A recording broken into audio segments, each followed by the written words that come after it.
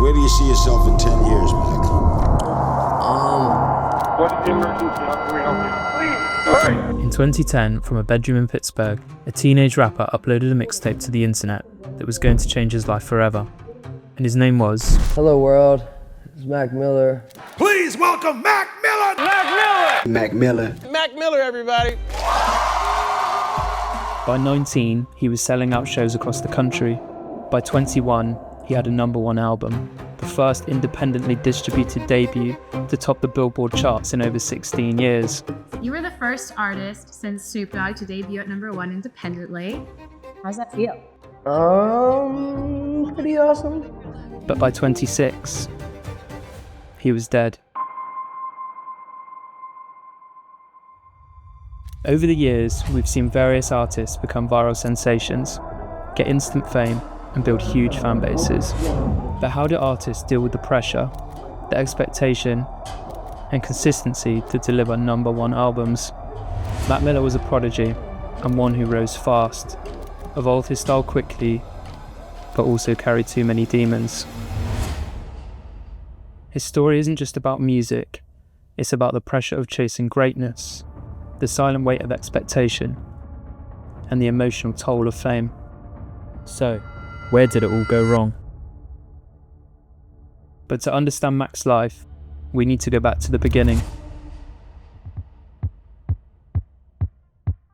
How did you get into this? How did you get into this culture? I remember being younger. I grew up in Pittsburgh. There were always freestyle competitions and things like that, and it's just something I love to do. I didn't see it as weird. In the 2000s, Pittsburgh was on the rise, reviving neighborhoods, growing its art scene, and opening spaces like ID Labs. Not known for hip-hop, the city still sparked a young Mac Miller. His come-up mirrored Pittsburgh's own. Unexpected, fearless, and ready to make a noise on the bigger stage. I play instruments. I play drums, piano, guitar, bass. So I started doing all that when I was like 6, right? Mm-hmm. And then when I was 8 or 9, I used to just write raps, cut up, have fun. And then when I started, got to high school, 14, I really started going hard with it. And by the time I hit 15, it, became my profession, low-key. Not like I was 15 getting paid to rap, but, that was, my first priority. What did your parents think? They were very supportive of me being creative. I got a great dad, he's very supportive, but he's a tough critic. I'm not his favorite. I'm number 3. Mac Miller wasn't just a kid who stumbled into rap. From day one, he had tunnel vision. Not to be cliche, but I'm trying to take this to the top, man. Your music, you just are a workhorse. Non-stop music. I was talking to your team and they're like, yo, he has so many songs that he won't put out. Right. What's the problem, man? Before turning 21, he had dropped over 10 mixtapes. He'd built a fan base from scratch, fueled by YouTube videos, blog placements, and relentless hustle. I fell in love with the art of composing a full song. I still freestyle for fun, but usually you have to get me drunk first. When I saw the beauty of creating something, a whole thing, not putting what you love to do into a presentable to the world, there's nothing else I want to do. But critics didn't take him seriously. He comes with some cringe bars on here as well. Not really sure why, but this kid seems to have a ton of fans, but a lot of haters. Rolling Stone called his music frat-rap. Pitchfork barely acknowledged him, and that stung.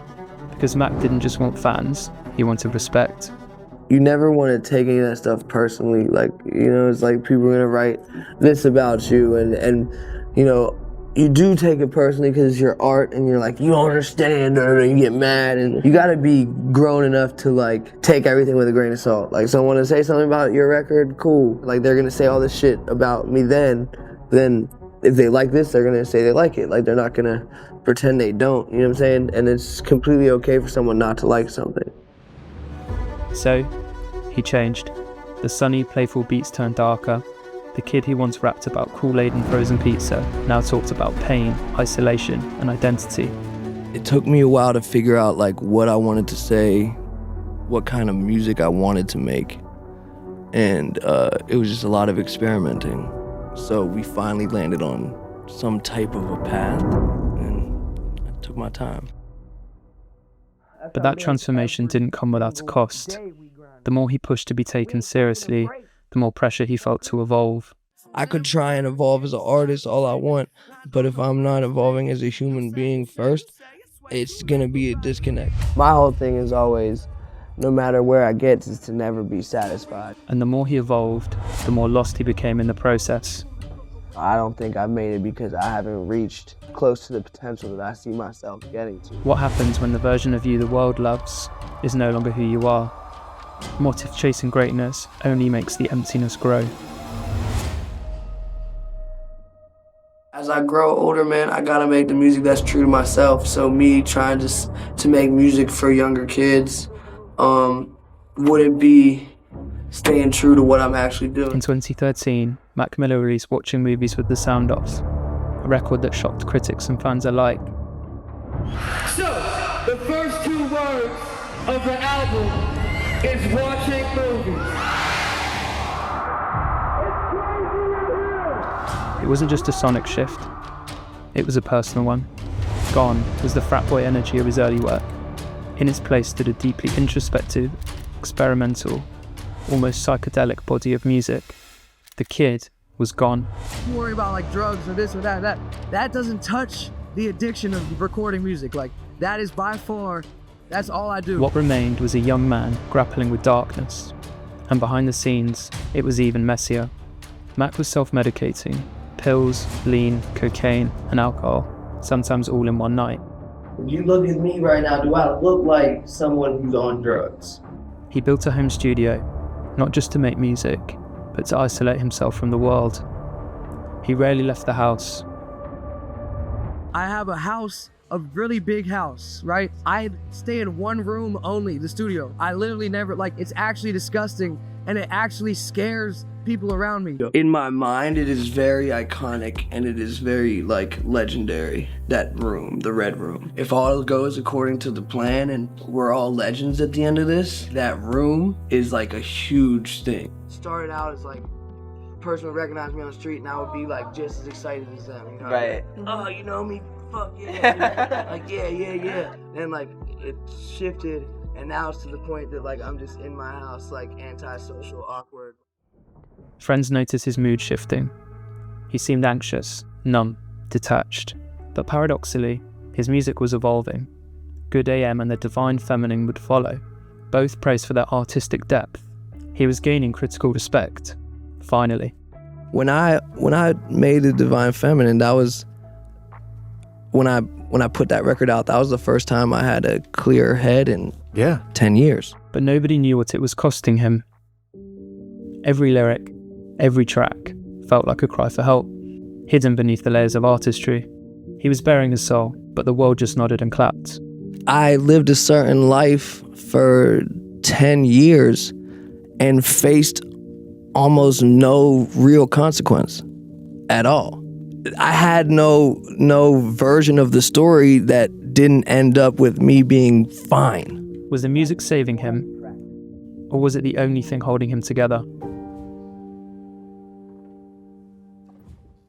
I have to be involved in music for the rest of my life. What is how I get what's in out. Right. You know what I mean? Like Right. it's the only way for me. Like, well, no matter what happens in my career, no matter if I'm the biggest singer, if I'm done tomorrow, like no one can ever take that away from me. Like By 2016, Mac Miller had everything he once dreamed of.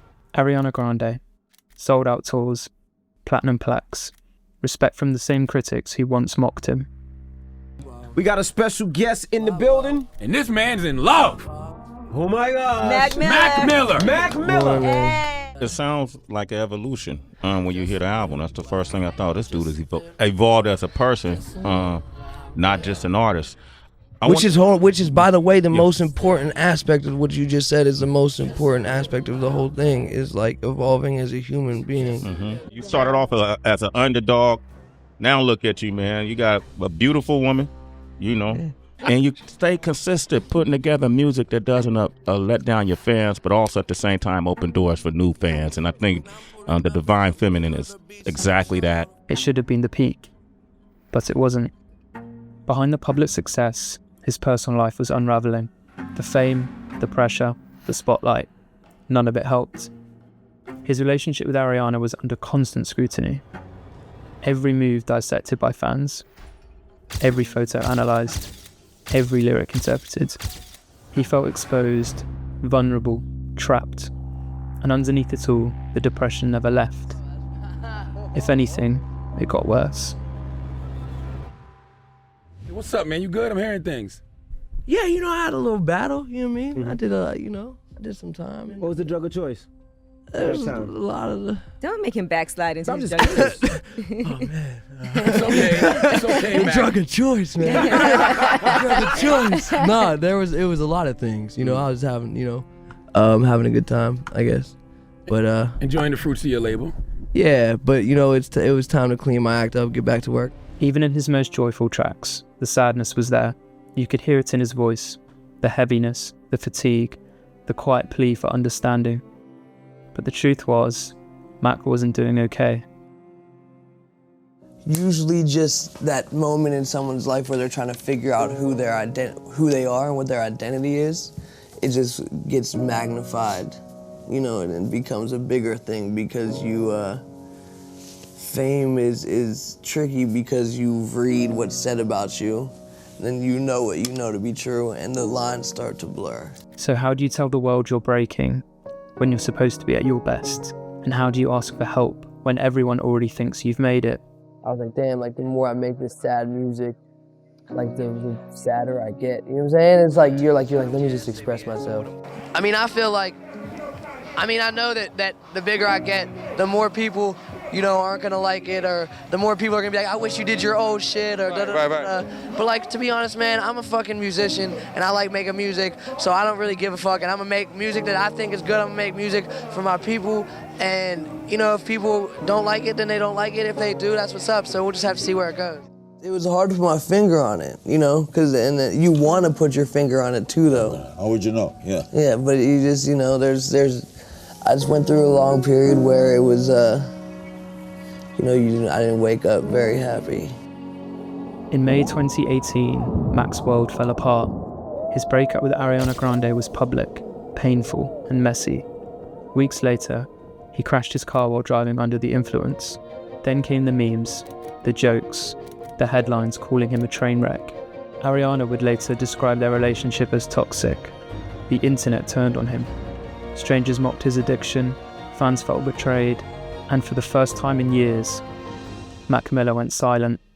Why did you drop off line? I don't know, it just all seemed kind of unimportant. Do you know, like the need to show people I was okay? What is that? Where does that come from? He moved into a new house, cut off toxic habits, tried to get clean, and began working on a new album. Something real, something raw, something that would speak for him when he couldn't speak for himself. That album was called Swimming. Yo, Swimming, August 3rd. Here I go. It wasn't a celebration, it was survival. A chronicle of a man trying to keep his head above water, and often failing. It was beautiful, painful, honest. But would the world understand what he was really saying? Or was it already too late? People take a look at the last 12 months of your life, the fact that you haven't been visible online, you haven't been out there saying anything, which is so good. Which oh must my feel God. great, by the way. I was gonna say. You have no idea, dude. Oh my God, it's so nice. I used to wake up in the morning. You wake up and you reach for your phone. Yeah. And me, I can find any story I want about myself. Do you know what I mean? So I used to look at my phone, scroll through Twitter and Instagram, and get my ego stroked and destroyed in 5 minutes every morning. On September 7th, 2018, just 1 month after Swimming was released, Mac Miller was found dead in his home.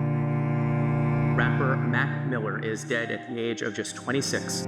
The Pittsburgh native's real name was Malcolm McCormick. TMZ reports the rapper died of an apparent overdose and was found dead at his Los Angeles area home. The music industry was stunned. Fans around the world were devastated. A generation that had grown up with Mac felt like they'd lost a friend. In 2022, the man who sold him the pills was sentenced to 11 years in prison. But no sentence could undo the pain, no justice could bring Mac back. And for those closest to him, the question lingered. Was this truly an accident? Or was the overdose just the final symptom of years of silent suffering? After his death, Mac Miller's music exploded. People listened differently, more closely. They finally heard the pain and the beauty in his words. Swimming and Circles were seen as companion pieces, two halves of a final statement, a journey from chaos to clarity, from drowning to floating. His artistry was undeniable, his growth impossible to ignore. He'd gone from viral sensation to a jazz-infused philosopher, from punchline to poet. And those who knew him, really knew him, remembered his heart. Nothing mattered more to him than music ever. Did you have a problem in life? Mac Miller did more in 26 years than some of y'all could do in 3 lifetimes. I had a drug problem. He was the kind of person who woke up and rolled into the studio. I was just pretty depressed. He never hesitated to extend his hand to the people he loved, but a whole generation of new, creative, independent artists. Everyone has the exact same experience with Mac. He made everybody feel special. I just went through a long period where it was, I didn't wake up very happy. Mac's my guy, man. That's Mac was my friend. Just always had a smile on his face, and that's something that I commend. He was very smart. He was very into just how the world worked. I only have one thing to say. I hate you, Donald Trump. He was really, really wonderful in the studio. He comes in and he plays 5 or 6 things the first night, and I was floored because there was stuff that ended up on both albums. There was more hip-hop leaning stuff, and it was great and funny and personal. I don't think there was a grand design. Music is a beautiful thing. It's a beautiful thing. Smile for the cameraman. Where we at right now? Amsterdam! Where do you see yourself in 10 years, Mac? Hopefully, doing a lot of different things in entertainment. Maybe have a kid. For what success is varies from person to person. It depends what you want. There's some people who want 10 million singles sold, and that's what they look at success as. I look at, for me, as being able to touch and affect people in a positive way, and have music that lasts for a long time, have a long career, being able to be influential in a positive way. You're gonna be bigger than you are now, much bigger. That's what I hope. I predict it for you. Thanks, man.